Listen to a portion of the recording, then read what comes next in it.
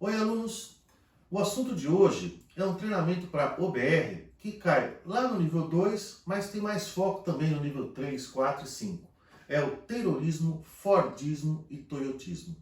O tema robótica, a prova de robótica, é bem interessante porque ela engloba um monte de coisas.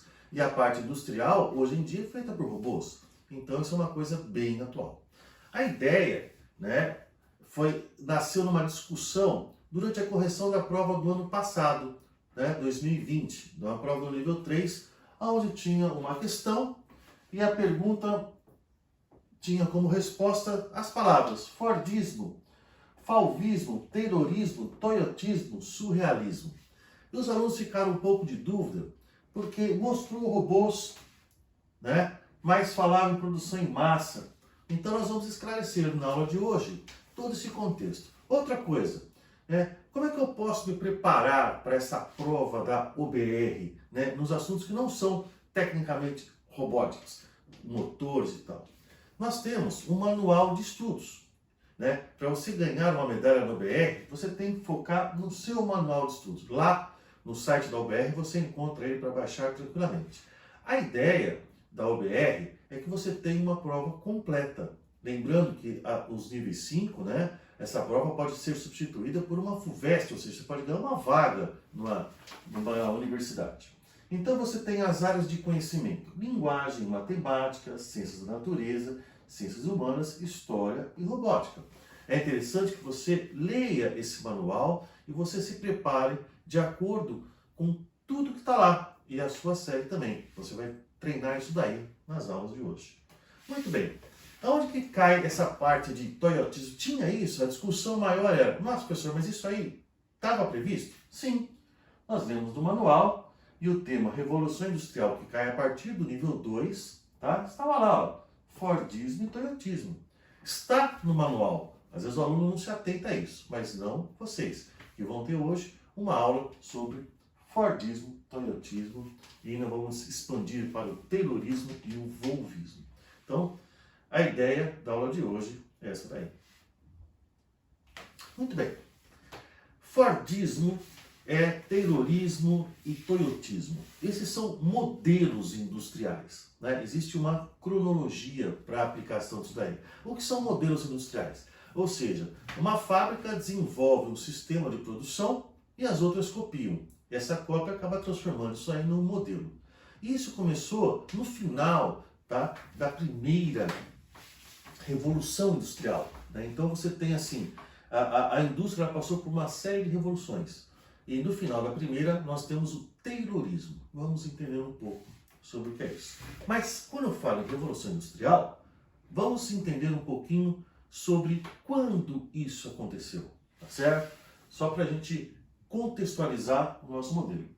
No início da primeira Revolução Industrial, o que aconteceu basicamente na Inglaterra, as fábricas saíram do campo e começaram a trabalhar a mecanização. Elas eram movidas a máquinas a vapor, ou seja, na primeira Revolução Industrial, o que movia a indústria era mais a máquina a vapor e os sistemas mecânicos. Isso vai até 1840. A segunda fase veio com a eletricidade, ou seja, foi movida também aos conceitos energéticos. Eletricidade e petróleo. Aqueles motores a vapor enormes acabaram sendo substituídos por motores elétricos, mais econômicos e mais rápidos. As fábricas puderam então se modernizar. É aqui que nós vamos começar o nosso trabalho. Começa na segunda fase da Revolução Industrial e até a terceira fase com a parte do toyotismo, onde entra a computação e a automação. É só para a gente entender no nosso contexto o que é que nós estamos estudando. E a robótica? A robótica entra em tudo isso daqui. Automação, maquinário, a parte da eletricidade com linhas de montagem. Então, vamos aprender aí todos esses conceitos, que vai ser muito legal para as provas. Taylorismo, foi o primeiro a se tornar um modelo de negócio. Ela foi desenvolvida pelo americano Frederick Taylor. O Frederick, ele escreveu um livro, isso já em 1910, sobre a produção industrial com base científica. Na verdade, Taylor era um engenheiro que ele estudava as produções das fábricas e onde está o seu desperdício. né? Qual é a parte do processo que não está certo? A ideia agora era tornar as fábricas mais produtivas, né? Então, você tinha aqui divisão do trabalho em tarefas específicas. Primeira coisa era isso, tarefas específicas. Ele começou a estudar o trabalhador da primeira Revolução Industrial. Naquela época, antes do Taylor, os trabalhadores trabalhavam 16, 18 horas por dia e ganhavam pouco. Eles iam até a sua exaustão. Então, o trabalhador que é inteligente, para que eu vou correr no trabalho se eu vou trabalhar 18 horas por dia? Eles tinham uma produtividade média, né? E também não tinham o seu trabalho específico. Taylor percebeu que se eu fizesse o trabalhador com menos horas de trabalho e mais remunerado, né, melhor remunerado, você tinha uma produtividade melhor. Então ele começou, foi o primeiro a pensar também nas horas de trabalho e salários altos, né? Então também não tem só a parte ruim do Taylor. Aumento da produtividade, ele conseguiu organizar a indústria. Ele conseguiu administrar nas indústrias que eram o dono antigamente, né? Antes dele era o dono que mandava em tudo. E agora ele introduziu o conceito de gerentes, supervisores, áreas separadas e um supervisor de produção, que vai cuidar dos seus processos. Também a organização do processo em começo, meio e fim. Tudo isso veio aqui do Taylor. Operário ganhando por produtividade. Então agora ele trabalha menos, mas tem que produzir e tem um supervisor. Eu falo um pouco do Taylorismo, a nossa ideia é chegar no Fordismo. O Fordismo, ele pegou toda essa ideia de Taylor e aprimorou. Então não foi abandonado. Todo esse conceito gerencial veio de Taylor, do livro de Taylor, tá certo? Então, ele começou a organizar as indústrias. Aí veio Henry Ford. Qual é a contribuição do Henry Ford? Ele pegou essa indústria mais organizada e começou a trabalhar nos processos. Ou seja, como que eu posso pegar essa produção e torná-la melhor? E aí ele tem alguns conceitos bem interessantes, ou seja, o Fordismo não eliminou o Taylorismo, ele simplesmente aprimorou.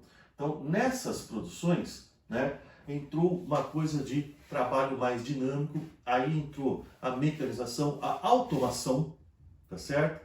E muitos outros processos que ele foi colocando. Esteira de montagem, essa foi a coisa mais interessante do processo de Ford. Como que eu posso dar um ritmo melhor à minha produção? Hoje você pensa aqui num absurdo. Esse aqui são cenas do filme Tempos Modernos de Charlie Chaplin, e ele mostra o carro-chefe do Fordismo, que é a esteira rolante. Aqui é uma sátira, obviamente, você vê o funcionário parado e o supervisor e ele indo à exaustão. Isso é uma sátira muito bem, ela envolve tanto o Taylorismo quanto o Fordismo. Assista esse filme, né? E aqui eu coloquei uma coisa que era impressionante, ele pensando na produção, era uma máquina de alimentar o funcionário automático, obviamente isso aí é de um filme, né?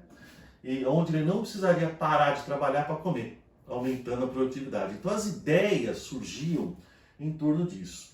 E eu também tenho um modelinho aqui para mostrar a importância da esteira, né, de produção. Ou seja, o operário fica parado, né? O operário fica parado e o equipamento vai até ele. Então você tem uma esteira, né, deixando o operário livre, mas o ritmo da produção é dado pela esteira, né, como foi mostrado aqui. Você não pode parar. Então essa era uma das ideias de Ford. Você pensar isso hoje é muito difícil, mas ainda nós temos toda a produção industrial em esteira, certo? Então fica aqui a nossa esteirinha. Quais são os principais conceitos do Fordismo, tá? Padronização dos produtos. Isso aqui é uma coisa bem interessante para Ford, né? A ideia era produção em massa. Guarde isso, produção em massa. Quanto mais você produzir, mais você vai ter para vender. E o pessoal da venda que vai cuidar para botar isso aí no mercado, né? E a padronização dos produtos. Ou seja, os carros de Ford eram iguais e pretos. E os jornais falavam assim, poxa, mas eu não tenho opção de cores. E Ford sempre falava isso nas suas entrevistas. Você pode escolher qualquer cor de carro, desde que seja preto, né? Então, na verdade, por que eu vou ficar pintando os carros se a linha de produção é essa? Aí era o consumidor que tinha que se adequar ao produto. Naquela época, se eu queria comprar um carro, era esse. Não tinha outra escolha. Ah, eu quero um vermelho. Não tem. Então é esse. Produção em grande escala. As linhas de montagem nas esteiras faziam a produção uma atrás da outra.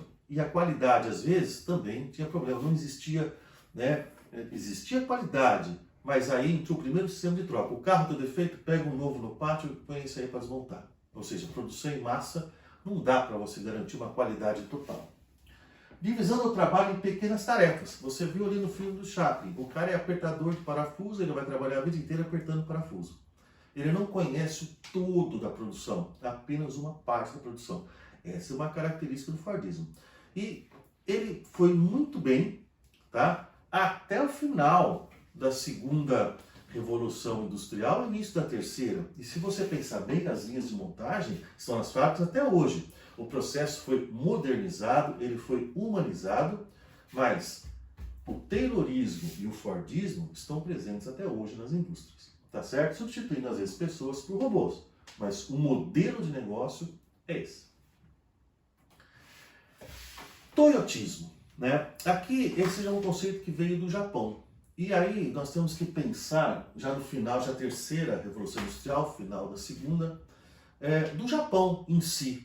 Né? O Japão é um país pequeno, onde você não tem grandes espaços para indústrias gigantes, como tinha nos Estados Unidos. A fábrica da Ford tinha um pátio com milhares de carros.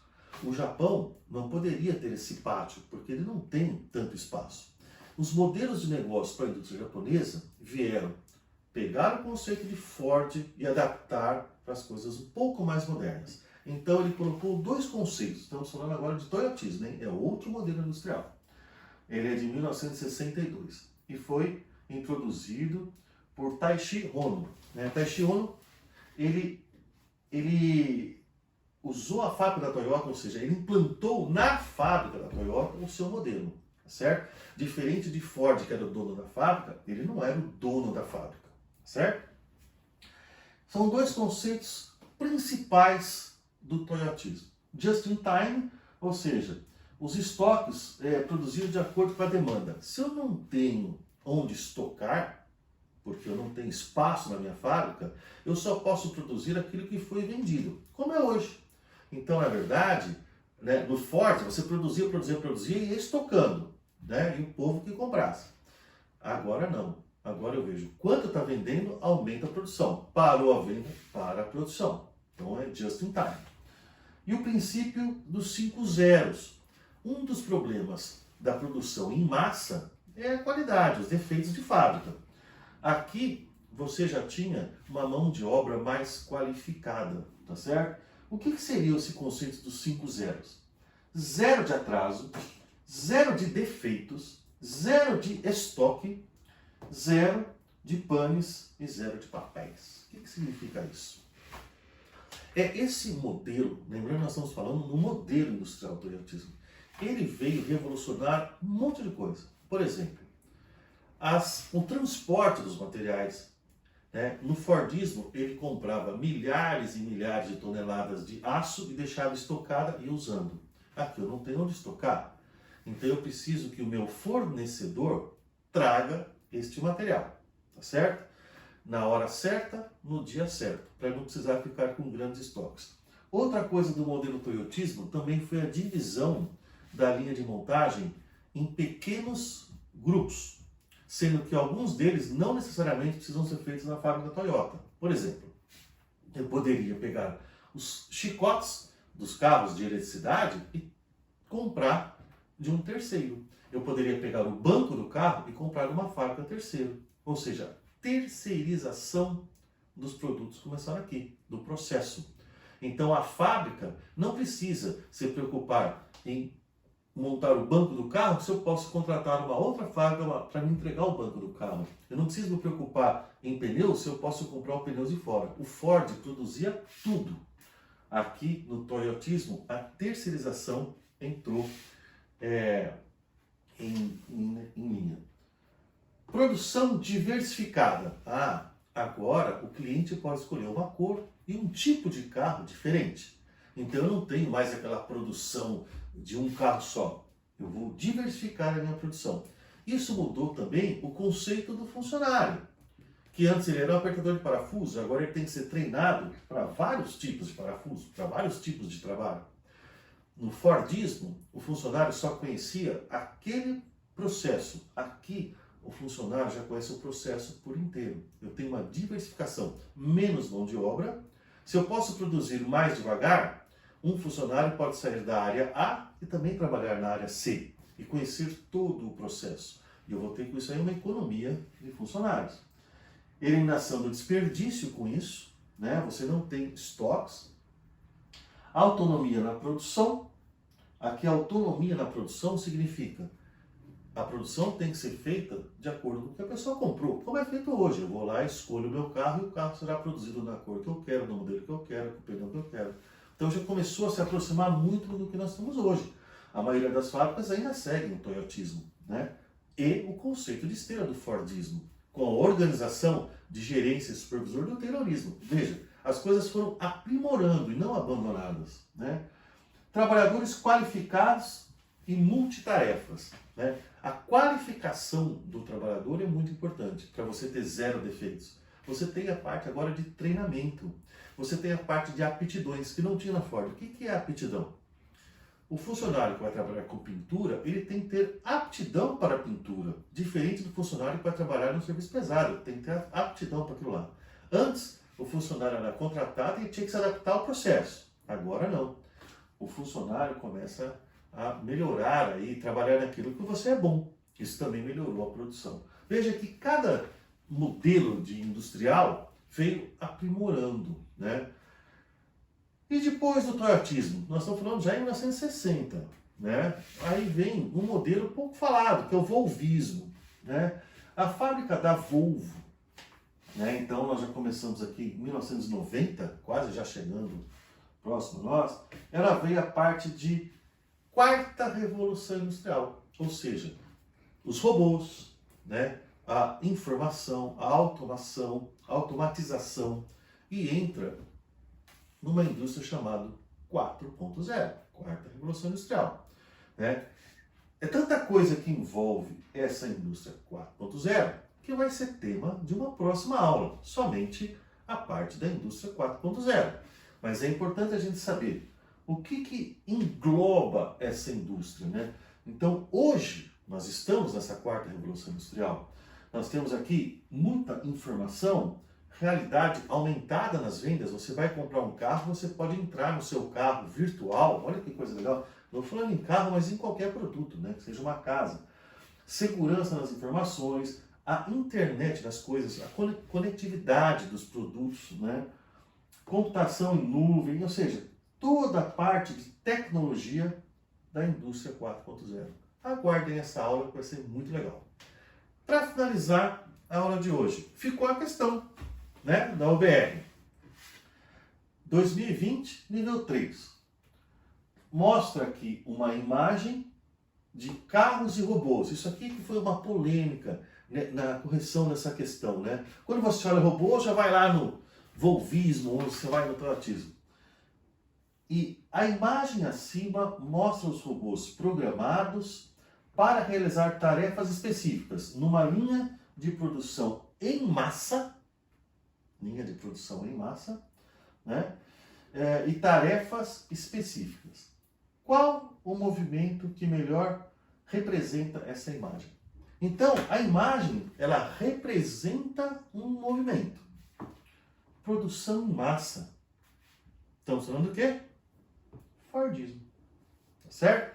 Então, e outra coisa, tarefas específicas, ou seja, cada robô está fazendo a função de um funcionário da esteira. Então, mesmo que tenha robôs, que não tinha no Fordismo, a pergunta é, qual o movimento que melhor representa a imagem de produção em massa? Se é produção em massa, é Fordismo. Isso aqui foi bem discutido, né? Quando você pega o estudo dessas duas palavras, ela se encaixa exatamente na parte do Ford. E essa foi uma discussão bem legal, por isso que a gente precisa conhecer isso daí, tá certo? Essa foi a nossa aula de indústria, e vai e aguarde a indústria 4.0. Até a próxima aula.